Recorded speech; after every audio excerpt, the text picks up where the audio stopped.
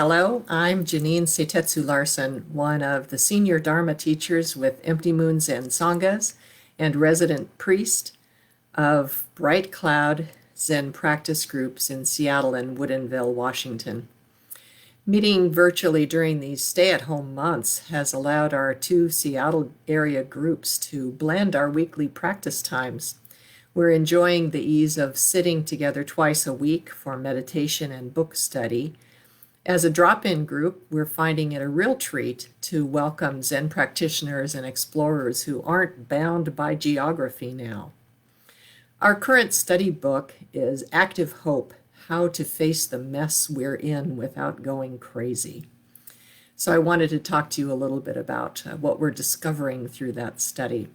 This book was written by Joanna Macy and Chris Johnstone in 2012 about the climate crisis, but the teachings we're discovering in it about crisis activism are also directly applicable to our lives in practice within the pandemic, systemic racism, economic flatlining, personal heartbreak, and political turmoil. So on this July 4th, I moved to lift up the importance of practicing interdependence. It is the only way to effectively address any of these mounting crises. Life feels much messier than usual now, at least for people who are used to being in control or believing in control. Control is the delusion that we pivot to in this culture as the cure-all for chaos. Those who are used to having power use it to create comfort and safety for themselves and those they care about. Power is wielded in the form of authority, whether granted as legitimate or claimed and illegitimate. Authority involves setting controls around the actions of others, at best in the interests of the common good. Buddhism's three poisons of the human condition are often corrupting influences in power and authority. These poisons are traditionally recognized as greed, anger, and ignorance, or greed, hatred, and delusion. There are other nuanced translations. When these poisons take root, power and authority go wrong in individuals and in human systems. We apply band-aids to ward off the poisons in power and authority in the form of preventative measures such as religion and ethics, governmental checks and balances, laws and regulations, policing and guardianship, precepts, commandments, and policies. Unfortunately, the three poisons of greed, anger, and ignorance show up in culture blindness too, built into both institutionalized and personal biases that we don't even see. When safety, health, acceptance, and independence are threatened, or simply when comfort and discomfort arises, the powerful, the privileged, and their dependents are motivated by fear of loss to do all they can to return to the stability of the status quo. This includes Karens calling the cops, police forces militarizing, bully boys donning khakis or hoods, others wearing red baseball caps, waving signs. The powerless, motivated by hope, strategy, desperation, or anger, may see and seize the opportunity chaos presents to dismantle paradigms of oppression, mount revolution, or riot in its many forms. The savvy in any social location understand that chaos can be a powerful tool of disequilibrium to push agendas that had been thwarted during times where complacency, watchdogs, safeguards, or organized activism kept one side from winning everything. Where there are non-human elements and consequences at play, such as pandemics, natural disasters, mass extinctions, and cascading environmental failures, human controls can feel impossible, and they may in fact be, especially if we fail to act. Joanna Macy and Chris Johnstone write in Active Hope that inaction can emerge from two different views. The first, they say, dismisses the problem as overblown. This is the voice of the business as usual story that says it's not really that bad. The second perspective fully inhabits the great unraveling. This view sees continued decline as so inevitable as to render it not worth talking about. A third story posited by Macy and Johnstone is one of possibility, which they have termed the Great Turning, a commitment to act for the sake of life on earth, as well as the vision, courage, and solidarity to do so. This is the essence of our four great bodhisattva vows, promises that we know are impossible for any individual to accomplish, especially alone, and yet we make these promises and act on them anyway. Beings are numberless. I vow to save them. Delusions are inexhaustible. I vow to end them. Dharma gates are boundless. I vow to enter them. The Buddha way is unsurpassable. I vow to embody it. Active Hope teaches that to play our best part, we need to counter the voices that say we're not up to the task, that we're not good enough, strong enough, or wise enough to make any difference. If we fear the mess we're in is too awful to look at, or that we won't be able to cope with the distress it brings up, we need to find a way through that fear. The authors encourage us with the spiral of the work that reconnects, grounding in gratitude, acknowledging our pain, seeing with new eyes, and going forth. Gratitude, say the authors, by promoting feelings of trust, helps counter insecurity. By making us more likely to return favors and help others, it also encourages us to act in ways that strengthen networks of support around us. Our Zen practice, particularly in experiences of oneness and sudden insight, is buoyed throughout by gratitude.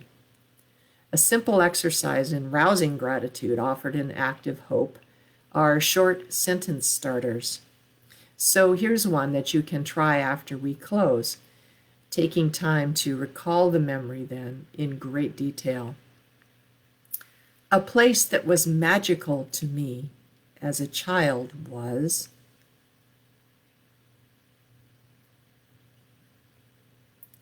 Macy and Johnstone suggest that an antidote to greed might be reframing the impulse of selfishness. What if we could transform the experience of selfishness by widening and deepening the self for whom we act, they ask. They quote this invitation from Norwegian philosopher Arne Næss, who coined the term deep ecology. He said, unhappily, the extensive moralizing within the ecological movement has given the public the false impression that they are being asked to make a sacrifice, to show more responsibility, more concern, and a nicer moral standard.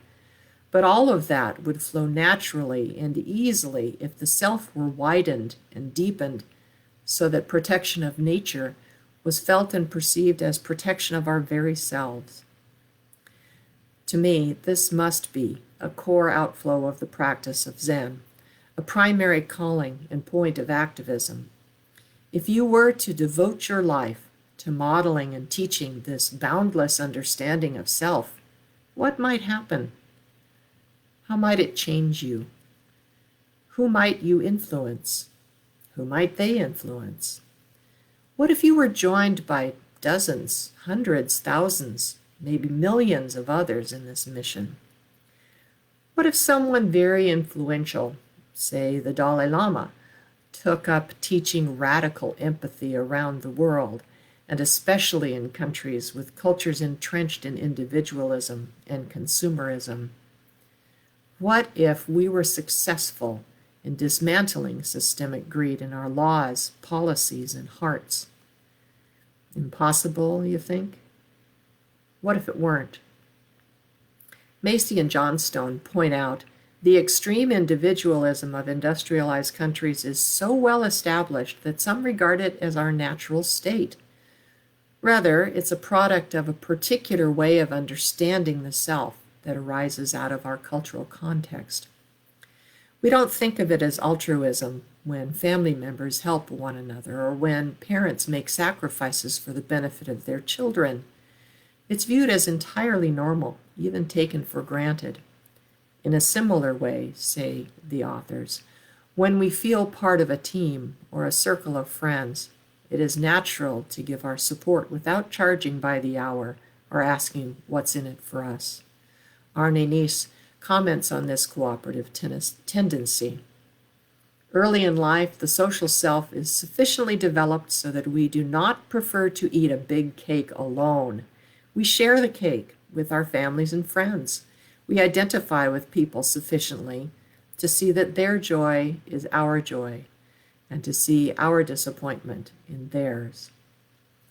The authors note that even making a distinction between altruism and selfishness reveals our attachment to dualism. And this is not to say that our goal is to become like the Borg in Star Trek, merging all sense of identity into one big blob. The world is predisposed to diversity. Let's take advantage of that by joining with other teachers in this work. Our individual role is to hone this intention to become a super spreader of interconnectedness and then live into it seamlessly. Crisis is one of the factors that can cause people to pull together, active hope reminds us. It can also have the opposite effect, the authors continue, triggering the collapse of communities and the unraveling of shared identities. With the planetary emergency we face, we're in danger of falling apart into factions, fighting for what is left in a world we have depleted. Another possibility is that this crisis can become a turning point, the very danger moving us toward the next evolutionary leap. The message of active hope is clear to me.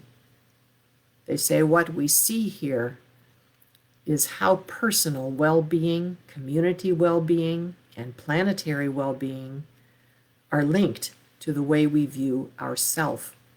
The extreme individualism of our culture is harmful at all three levels. To promote the recovery of our world and the healing of our communities while also leading lives that are rich and satisfying, we need to embody a larger story of who and what we are.